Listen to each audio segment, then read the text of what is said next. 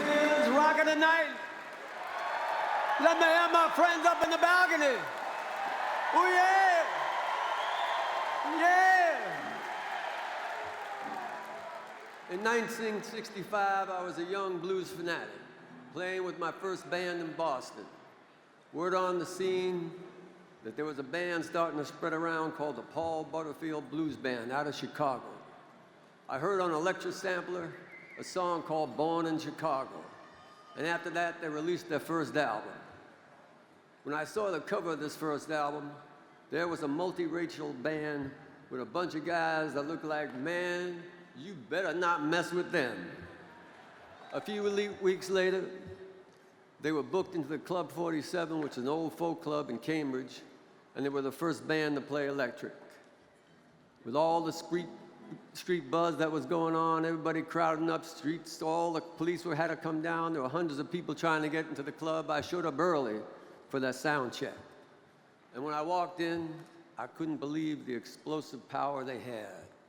They generated something that was beyond the beyond. They had a sound that was just loud. I mean, so loud, you didn't want to get away from it, you wanted to get closer to it. And it had a power to draw you in and envelop you. It made you want to get so close. They weren't imitators, but you can hear the South Side Chicago sound inside them. They had that authentic sound. Paul Butterfield's vocals had a real credibility, and his harmonica playing was something truly distinctive. It took me a while to realize that he was playing the harp upside down and using, well, for blues harmonica fanatics, third position developed by Little Walter.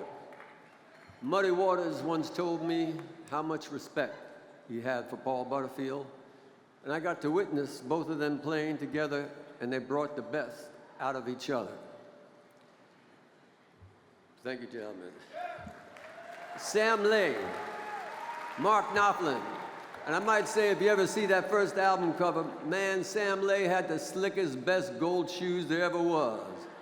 It took me forever to try to find gold shoes like that. I had to use gold spray to paint them like that to be like Sam. They always sort of created the perfect landscape. They knew how and when to step back, allowing the space for Bloomfield and Bishop. And they always got the house on fire, and they played every night like it was their last night on earth. The Boston, well, it became their second home. They played there many times, and that gave me the opportunity to hang out and get to know them. Elvin even crashed at my house for a while, and that was a wang-dang-doodle time, I tell you. Spending time with both him and Michael was always quite something of an experience, especially when we went record shopping. They would charge into the small record stores like they were thieves uncovering diamonds. They were searching through the record bins, looking at all the different labels that they knew would possess all the magic they wanted. When I got back to my apartment, I really did realize that they did uncover gems, recordings that to this day are still quite obscure, like Lazy Lester's My Starter Won't Start, or Al King singing, Baby, my baby's always telling me my money just ain't long enough. Yes, Mike Bloomfield's energy was nothing but contagious. His enthusiasm never seemed to wane, and he was like someone who had 29 straight espressos, and I think he probably did. I also like to mention that Mike's short novella, Me and Big Joe, in my opinion, is a classic read and a must for any blues fan. Every time the Butterfield Band came back to Boston, each show was an instant sellout. Elvin and Michael found out that my band had an old cold water flat on the funky side of town, so our rehearsal space became their rehearsal space as they worked out material for their second album. They showed up to their rehearsals with great intensity, energy, concentration, and especially when they started to work on this strange instrumental song that they were calling some kind of raga thing. It didn't really have a title. And soon we realized that this song and this material they were working on developed into a song called East-West. They transcribed and transcended themselves into a territory that one usually only hears from the great jazz masters, Witnessing the chemistry between them was spellbinding. When East West was released, it became a real rock and roll milestone. The Paul Butterfield Blues Band brought something different to the genre, and they kicked down the door and showed others just how to really do it and do it differently.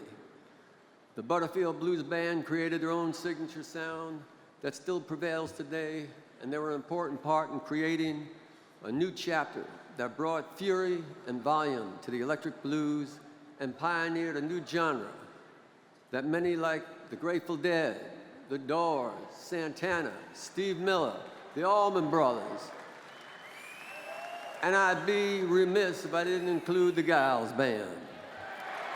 Thank you. Thank you. And with the passing years, they themselves, after the long, hard, many years, they made their own mark, and they followed in the footsteps of the great bluesmen they so much admired. I am so honored to present the Paul Butterfield Blues Band for the much-deserved induction into the Rock and Roll Hall of Fame.